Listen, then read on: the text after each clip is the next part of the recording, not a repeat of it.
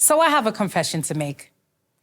Before I made it on this stage today, I have had over 3,000 hours worth of conversations with myself in my bathroom mirror.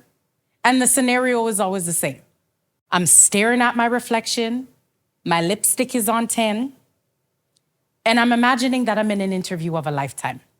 And I'm thinking to myself, sis, you better come correct for this moment because this is your big break. The imaginary person interviewing me asked me a simple yet profound question. Can you tell me a bit about who you are and what you do?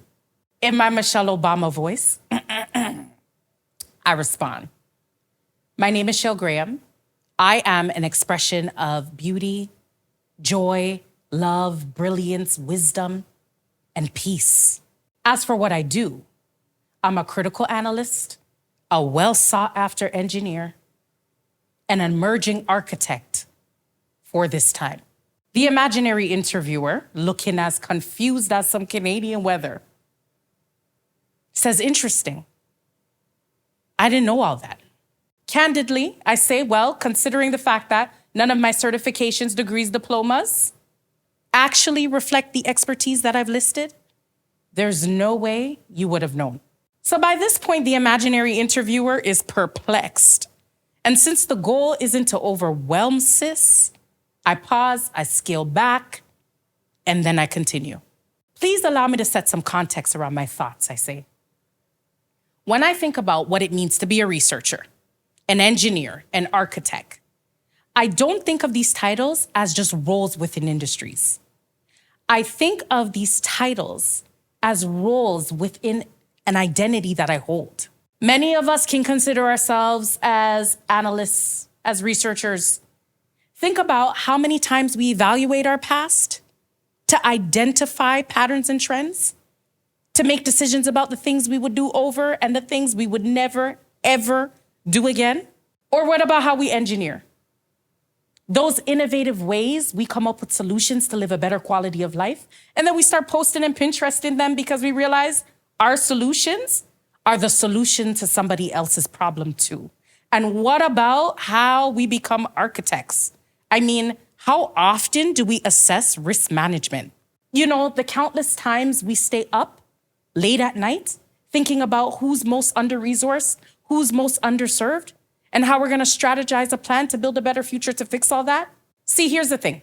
It's really the measure in which we function in these roles as parts of our identity than it is about how we wear these titles as labels. So I imagine by this point, you know, the imaginary interviewer is at loss for words because what I'm saying sounds prolific and prophetic. You know what, though? The role play generally ends here. You know what's interesting? I never think about how the conversation would sound if I continued it a step further. Until now. My role as a researcher. My community shaped who I am and informed my ideas of how critical analysis works. Growing up, I was a spicy, still am, charismatic, still am, Black girl living in a cooperative housing complex located in the northwestern region of Toronto. And this is most affectionately known as Jane and Finch. Many outsiders held and still hold deficit views about the place that I call home. But you know that saying, what people think about you ain't none of your business? I'm gonna go ahead and apply that to this scenario because regardless of what anyone else thinks, how anyone else feels, this is the place that I call home. This is the place that taught me how to navigate a world that constantly fills my head with negative perceptions of who I am, what I look like, and the comments that go with that. You're smart for a Black girl. You're pretty for a fat girl. You're articulate for a ghetto girl. On my journey, I've experienced two types of teachers. The dream catchers, God bless them, and the dream killers. I remember struggling in my grade 10 math class. Right before final exams, my teacher pulls me aside, stern look on his face, and lets out a big sigh. Super duper extra. Promise me you will never take academic math ever again.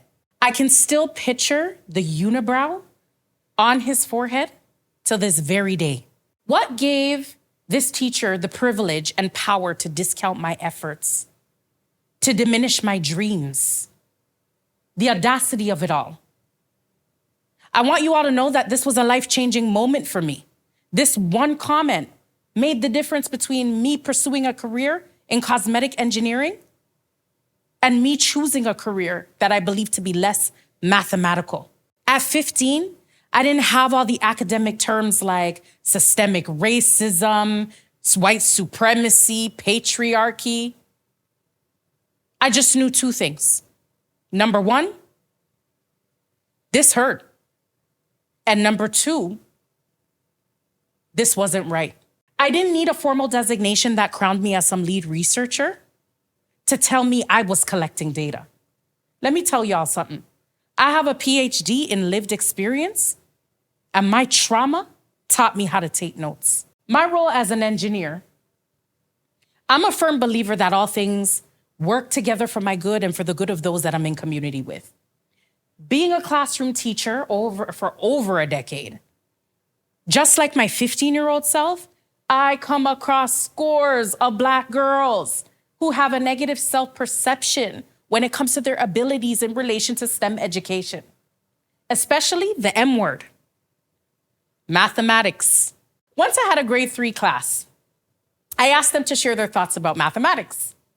The students, especially the Black girls, started saying things like, "I'm not good at math. Miss, math makes me nervous. I'm scared of math." As much as their thoughts had me reliving some sort of childhood classroom trauma, this got me thinking. And like any good engineer, when something is broke, baby, we fix it.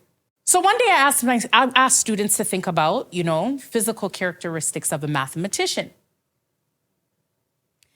When you think of someone who is good in math, what does that person look like?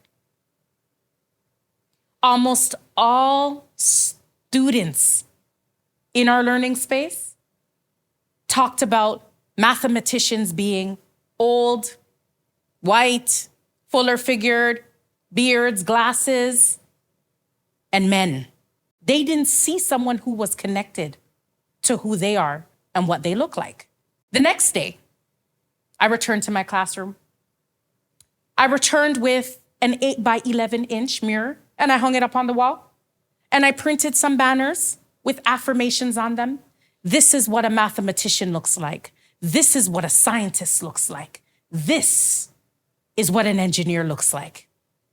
And I placed them all around that mirror. This was a game changer in the way I programmed for students. This was a game changer in the way students felt about themselves, their confidence.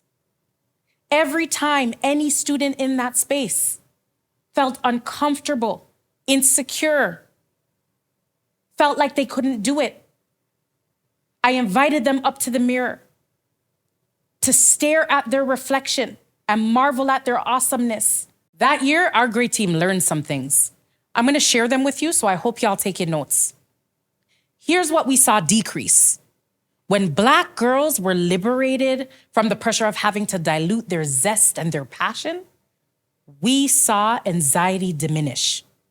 They were no longer difficult or behavioral because we positioned them as leaders and creatives.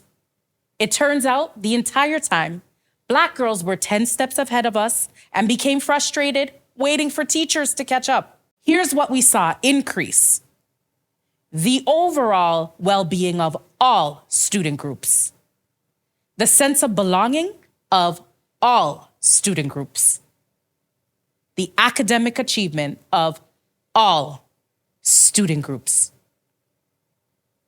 Our findings concluded that by serving one of the most underserved groups in public education, we managed to meet the needs of all students. They say once you try a thing over and over again and yield the same results, you have a blueprint for success. And based on what I've observed over the years, this by no means is a fluke. It's not happenstance.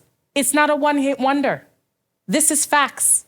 When K-12 educators are responsive to the needs of Black girls in programming, instruction, school climate, and culture, everybody wins. I once heard a quote that classrooms are microcosms of the larger context of society. How we structure classrooms is a dichotomy between what we want to see in the world and the actual conditions that exist.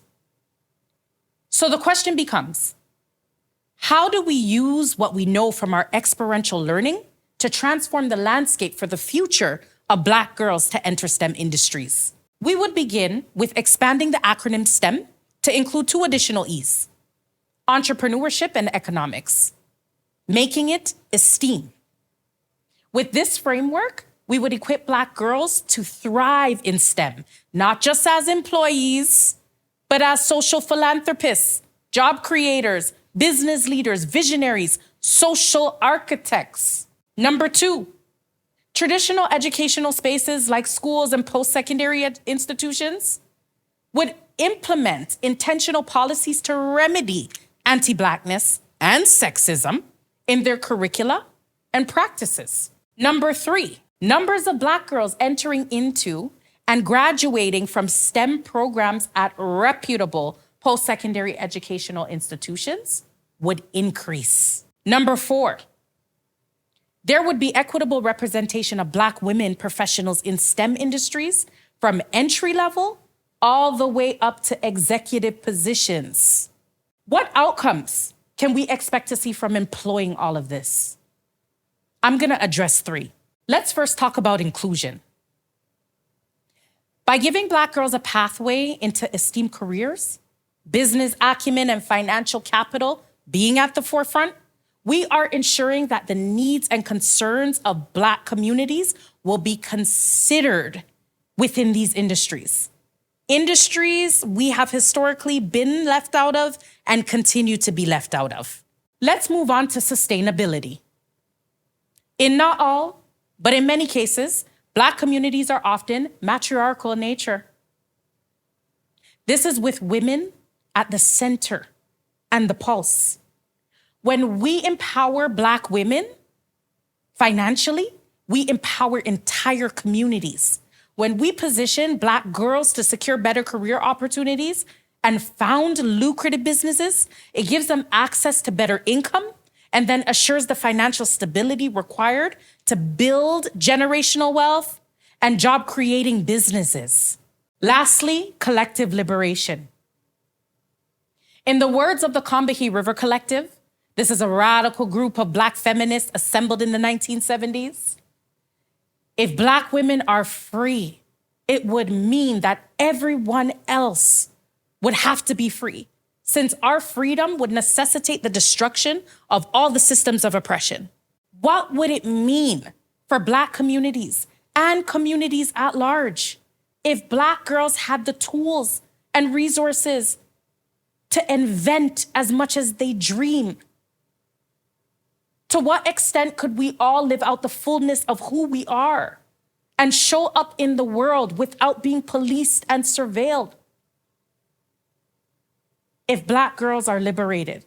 In closing, I will leave you with this. How will you leverage your influence, your skills, your positionality to cultivate an environment where Black girls thrive, where they blossom, where they flourish? Act fast. Time is ticking. The quality of my future and your future depends on it. Thank you.